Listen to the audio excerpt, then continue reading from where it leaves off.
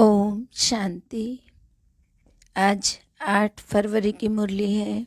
मीठे प्यारे प्राणेश्वर प्रिय पिता कहते हैं, मीठे बच्चे, एक बाप ही है जिसकी अपरंपार महिमा है। बाप जैसी महिमा और किसी की भी हो नहीं सकती है। प्रश्न है, तुम बच्चों को इस पढ़ाई का बहुत बहुत कदर होना चाहिए, क्यों? उत्तर है, क्योंकि सारे कल्प में एक ही बार परम धाम से पढ़ाने के लिए आते हैं। मनुष्य पढ़ने के लिए भारत से विदेश में जाते हैं, यह कोई बड़ी बात नहीं है। यहाँ तो पढ़ाने वाला कितनी दूर से आता है। तो बच्चों को पढ़ाई का बहुत कदर होना चाहिए। थोड़ी दिक्कत भी हो तो भी हर्जा नहीं। तुम्हारे स्कूल गली गली में बनने चाहिए, नहीं तो इतने सब पढ़ेंगे कैसे? बाबा का परिचय सबको तो मिलना है जरूर। ओम शांति। ओम शांति। मीठे मीठे बच्चे कहते हैं, यह कौन है जो मीठा मीठा बच्चा कहता है? जरूर हमारे प्यारे पिता है ना। तो यह कोई साधु सन्यासी मनुष्य तो नहीं है ना। यह तो और ही चीज़ है। मनुष्य को तो झट पहचान ले, फलाना साधु सन्यासी है, नाम लेकर कहेंगे फलाना महात्मा है। यह सिर्फ बच्चे जानते हैं। बच्चा कहा जाता है आत्मा को। आत्मा ही सब जानती है, शरीर नहीं। आत्मा ही कहती है यह फलाना है, ऑर्गन्स द्वारा जानती है। अगर आत्मा न हो तो यह आंखें काम ना कर सके। सब कुछ आत्मा ही जानती है। अभी तुम बच्चों को आत्म अभिमानी बनाया जाता है। आत्मा कहती है इन कर्मेंद्रियों से फलाना कर्तव्य करता हूँ। वास्तव में आत्मा को मेल कहा जाएगा, फीमेल नहीं। मेल है क्योंकि हम सब भाई भाई हैं। अभी तुम नई बातें सुनते हो। यह कौन आया है? उनका कोई अपना मनुष्य रूप नहीं है। तुम जानते हो, बेहद का बाप है शिव बाबा, जो इन ब्रह्मा के द्वारा समझाते हैं। ऐसे नहीं फलाना सन्यासी है, उनकी आत्मा बोलती है नहीं। मनुष्यों का सारा नाम रूप में अटेंशन जाता है। तुम्हारी बुद्धि समझती है हमारा बेहद का बाप है। वह शरीर द्वारा हमको अपना वर्षा देते हैं, राजयोग सिखलाते हैं। यह है सबका बाप, सर्व का पतित पावन। सिर्फ मनुष्यों का नहीं, 5 तत्वों का भी है। सर्व की सदगति करने वाला है। सबसे ऊंचे ते ऊंचा बाप सृष्टि में महिमा करने लायक है तो एक बाप ही है, दूसरा न कोई। न ब्रह्मा विष्णु शंकर की महिमा कर सकते हैं। उनका बर्थडे मनाकर क्या करेंगे? लक्ष्मी नारायण जिसका कंबाइंड रूप विष्णु है, अभी वह कहाँ है? लक्ष्मी नारायण पुनर्जन्म लेते लेते अभी अंतिम जन्म में फिर शिव बाबा लायक बना रहे। सर्व का सदगति दाता वह एक ही है, महिमा भी एक ही की है। उस पतित पावन बेगर देखो सृष्टि क्या हाल हो गया है। कृष्ण के भक्तों से पूछो राधे कृष्ण कहाँ हैं, तो कहेंगे सर्वव्यापी हैं। राधे के पुजारी कहेंगे राधे ही राधे। हनुमान के पुजारी कहेंगे जिधर देखो हनुमान ही हनुमान। परंतु नहीं, बाप अपनी महिमा तो नहीं करेंगे ना, अपने पाठ से सिद्ध करते हैं और कोई की महिमा गाई नहीं जा सकती है। लक्ष्मी नारायण ही राजाई करते हैं। छोटेपन में राधे कृष्ण है, वह तो प्रालब्ध है, तो उनकी महिमा क्या करेंगे? ब्रह्मा की भी महिमा नहीं, विष्णु की भी कोई महिमा नहीं। महिमा तो एक ही की है, उनको ही पतित पावन कहा जाता है। अभी तुम बच्चे जानते हो कि विष्णु कौन है। विष्णु को स्वदर्शन चक्र सूक्ष्म में क्यों दिखाते हैं? मनुष्य को जास्ती भुजा होती नहीं, तो सूक्ष्म वतन में 4 भुजा दिखाई है। प्रवृत्ति मार्ग को सिद्ध करने के लिए, अर्थात पति पत्नी दोनों को मिलाकर होता है। 4 भुजा वाला एक मनुष्य को दिखाया। तो बाबा कहते हैं मीठे बच्चे, अब तुम जान गए हो 84 जन्म हम कैसे लेते हैं। तुम्हारा ग्रस्त व्यवहार पवित्र था। मंदिरों में जाकर गाते हैं ना, सर्वगुण संपन्न तुम माता पिता हम बालक तेरे। अब यह महिमा फिर रॉन्ग हो जाती है। यह महिमा है सिर्फ एक की, देवताओं की नहीं है। जो कुछ महिमा है सो एक की है, वह परम पिता परमात्मा है, परम बाप, परम टीचर, परम सतगुरु। अकाल कहते हैं ना, उनको याद करते, वही अकाल मूर्त है। शिव बाबा को बैल पर दिखाते हैं, वह फिर अकाल तख्त दिखाते हैं। यह तो कोई को पता ही नहीं है शिव बाबा क्या है। मंदिर में जो रखते हैं वह उनका अंश है, वह तो है ज्ञान सागर पतित पावन। उनको तो मनुष्य का तन चाहिए ना। तुम बच्चे जानते हो उनका तख्त यह है ब्रह्मा। तो धर्म स्थापकों की क्या महिमा है, वह तो सिर्फ आकर धर्म स्थापन करते, वह कोई जीवन मुक्ति नहीं देते हैं किसी को। मनुष्य कहते हैं मोक्ष मिले, फिर आए ही नहीं। तो वह धर्म स्थापन तो अपने धर्म वालों को नीचे ले आने के निमित्त बनते हैं, तो उनको तो आकर अपना धर्म स्थापन करना है। ड्रामा का पार्ट है, जो भी आते हैं उनको पुनर्जन्म लेना ही पड़ता है। तो यह तो स्थापना बाप करते हैं ना, वह सबका पतित पावन है और कोई पावन नहीं बनाते। वह तो आते हैं अपना अपना पार्ट बजाते हैं। सतो रजो तमो में आना ही है। उन्होंने धर्म स्थापन किया, बस जो शिक्षा दी फिर उनके शास्त्र बने। जो धर्म स्थापन करते हैं उनको फिर पालना भी देनी पड़ती है, वापिस कोई नहीं जाता है। सभी इस समय भिन्न भिन्न नाम रूप में यहाँ ही पतित दुनिया में है। पहले नंबर में लक्ष्मी नारायण देखो, वह भी अभी यहाँ है, प्रजापिता ब्रह्मा द्वारा ब्राह्मण रचते, फिर यह जाकर राधे कृष्ण बनेंगे। जब तक शिव बाबा ना आए तब तक कोई पावन बन नहीं सकता है। बलिहारी उस एक की है, उनकी ही तो महिमा है ना। कहते भी हैं शिवाय नमः, तो माता पिता सब याद करते हैं ना, सबसे जास्ती महिमा उस बाप की ही है जो पुकारते भी हैं ओ गॉड फादर, बाप को ही पुकारते हैं। यह नाटक बना हुआ है। जब सृष्टि पुरानी होती है तब बाप आते हैं, मूल वतन, सूक्ष्म वतन, स्थूल वतन, तीनों लोकों का ज्ञान देते। ज्ञान एक ही बार मिलता है, उनको ज्ञान का सागर कहा जाता है। बाकी यह सूर्य चांद आदि तो बेहद के मांडवे की रोशनी देने वाली बत्तियां हैं, और रात दिन यह मांडवे की बत्तियां हैं।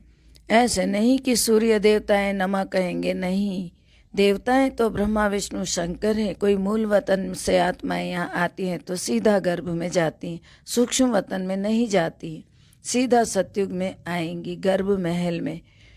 तो वहाँ तो देखो कोई पाप कर्म होते नहीं है, यहाँ पाप करते ही रहते हैं, सब त्राही त्राही करते हैं। धर्मराज हमें बाहर निकालो, फिर हम पाप नहीं करेंगे। पेट के अंदर बच्चा बोलता है तो बाहर निकलने से फिर पाप करने लग पड़ते हैं, वहाँ की वहाँ रह जाते हैं, जो बोला था वहीं समाप्त। यह भी ड्रामा में है। तो भारत का सबसे बड़ा दुश्मन रावण ही है। द्वापर से रावण राज्य शुरू होता है तो द्वापर में ही देवी देवताएं वाम मार्ग में जाते हैं, उन्हों का फिर मंदिर है। पुरी में देखो कैसा मंदिर बना हुआ, अंदर जगन्नाथ की मूर्ति है और बाहर में देवताओं के बड़े गंदे चित्र हैं। तो ऐसे ऐसे चित्र मंदिर में नहीं होने चाहिए। तुम तो अभी श्रीमत पर श्रेष्ठ बनने का पुरुषार्थ कर रहे हो। सतयुग आदि में लक्ष्मी नारायण श्रेष्ठ है ना, तो उन्होंने यह श्रेष्ठ पद कैसे पाया है। अब तुम फिर से पढ़ रहे हो। बाप कहते हैं मैं कल्प कल्प के संगम युगे फिर से आता हूँ, आता ही रहूँगा। फिर से तुम बच्चों को राजयोग सिखलाऊंगा। फिर सतो रजो तमो में आना है तो तुमको 84 जन्म भोगना पड़ता है। जो पहले पहले आते हैं सब नहीं भोगते, 84 लाख तो है ही नहीं। मनुष्य को जो कुछ कोई ने कहा वह सत सत करते रहते हैं। अगर 84 लाख जन्म हो तो कल्प की आयु बड़ी हो जाए। बाप कहते हैं 84 जन्म है, सो भी देवी देवताओं के। अच्छा, फिर इस्लामी, बौद्धि, क्रिश्चियन आदि कितने जन्म लेते होंगे, हिसाब है ना। आते तो बहुत है, टाल टालियाँ। तुम सारे सृष्टि के आदि मध्य अंत को जानते हो। भारत ही पहले नंबर विश्व का मालिक था और कोई धर्म था ही नहीं। अभी देखो उसी देवी देवता धर्म की टांग है नहीं तो उनका शास्त्र भी नहीं है। यह गीता आदि शास्त्र फिर भी बनेंगे, ऐसे नहीं। तुम जो सच्ची गीता बनाते हो वह होगी निकलेगी फिर भी वही गीता। तो बाकी भक्ति मार्ग के लिए जो तो सब कुछ चाहिए ना। ब्रह्मा द्वारा समझाते हैं बच्चों को, अब बरोबर ब्रह्मा द्वारा भगवान की प्राप्ति होती है। बाबा कहते हैं यह सभी भक्ति मार्ग मेरी प्राप्ति तब होती है जब मैं यहाँ आता हूँ भारत में। तो भारत ही अविनाशी खंड है। भारत ही कितना साहूकार था। सोमनाथ का मंदिर देखो कितना बड़ा है, सब लूट ले गए। बिड़ला के पास बहुत पैसे हैं जो कितने बड़े मंदिर बनाए। बाबा कितना अच्छी रीति समझाते हैं, यह और कोई समझा ना सके।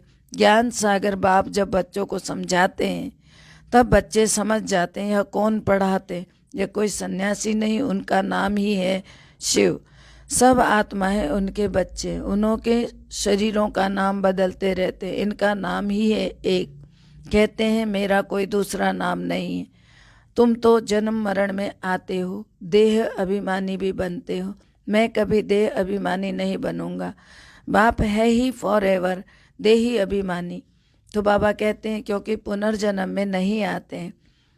तो शिवरात्रि तो मनाते हो ना, परंतु रात्रि का अर्थ कुछ भी समझते नहीं है, क्योंकि कितनी बड़ी भूलें करी हुई है। अभी रात है फिर दिन होगा, तो अब कल्प का अंत अर्थात रात हुई है। सतयुग त्रेता है दिन, द्वापर कलयुग है रात। मुझे आना ही है संगम पर। यह बेहद की रात है और दिन, यह बेहद के रात दिन की बातें मैं करता हूँ, बाबा ने कहा। तो भगवान वाच है, समझाते हो यह वेला मुख्य है, परंतु शिव बाबा की वेला नहीं ले सकते। वह कब आते हैं पता थोड़ा ही लगता है। तो यह बेहद के दिन रात, इनको कल्प का संगम युग कहेंगे। बर्थडे भी अगर मनाते हैं तो एक का, शिव बाबा आते हैं फिर चले जाते हैं, उनका न जन्म है और न ही मौत है। कहेंगे बाबा तो चला गया, यह खेल है। बाप बैठ समझाते हैं, गाते भी हैं ना कि रास्ते चलते ब्राह्मण फंस गया। इस बाबा को थोड़ा ही पता था, अचानक प्रवेशता हो गई शिव बाबा की। पहले थोड़ा ही मालूम था ब्रह्मा बाबा को, धीरे धीरे मालूम पड़ता है कि यह तो बाबा का काम है। इस ज्ञान यज्ञ से विनाश ज्वाला प्रज्वलित होती है, वो तो होनी ही है। बेहद के यज्ञ में बेहद की सामग्री स्वाहा होनी है। यह बेहद के बाप का यज्ञ है। तो बाबा कहते हैं के बाद कोई यज्ञ नहीं रचा जाता है, भक्ति मार्ग ही खल्लास हो जाता है। यह नॉलेज बुद्धि में रखनी चाहिए। पढ़ाई पढ़ने के लिए आना पड़े, थोड़ी दिक्कत तकलीफ होती है मनुष्य पढ़ने के लिए। भारत से लंदन अमेरिका जाते भी है ना, यह तो फिर क्या है। बाप कहते हैं मैं कल्प कल्प कल्प के संगम युगे युगे परम धाम से पढ़ाने के लिए आता हूँ। तो बच्चों को कितना कदर होना चाहिए।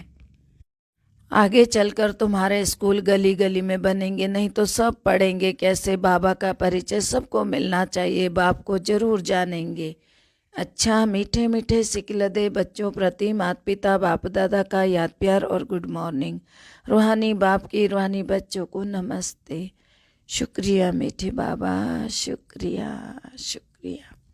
धारणा है, पहला है श्रीमत पर सदा श्रेष्ठ बनने का पुरुषार्थ करना है। पढ़ाई के लिए बहाना नहीं देना है, पढ़ाई पढ़नी जरूर है। दूसरा है जैसे आदि में पवित्र गृहस्थ आश्रम था, ऐसे अभी अपना पवित्र गृहस्थ आश्रम बनाना है। बलिहारी एक बाप की है, उनका ही गुणगान करना है। वरदान है हर खजाने को स्वप्रति और सर्वप्रति कार्य में लगाने वाले अनुभवी मूर्त भव। हर खजाने को स्वप्रति और सर्वप्रति कार्य में लगाने वाले अनुभवी मूर्त भव। अर्थ है समाने की शक्ति को धारण कर सर्व खजानों से संपन्न बन, उन्हें स्व के कार्य में अथवा अन्य की सेवा के कार्य में यूज करो। खजानों को यूज करने से अनुभवी मूर्त बनते जाएंगे। सुनना, समाना और समय पर कार्य में लगाना, इसी विधि से अनुभव की ऑथोरिटी बन सकते हो। जैसे सुनना अच्छा लगता है, पॉइंट बड़ी अच्छी शक्तिशाली है, ऐसे उसे यूज करके शक्तिशाली विजय बन जाओ, तब कहेंगे अनुभवी मूर्त। स्लोगन है, गुणदान उसे कहा जाता है जो ग्लानि करने वालों को भी गुणमाला पहनाता चले। गुणवान उसे कहा जाता है जो ग्लानि करने वालों को भी गुणमाला पहनाता चले। ओम शांति।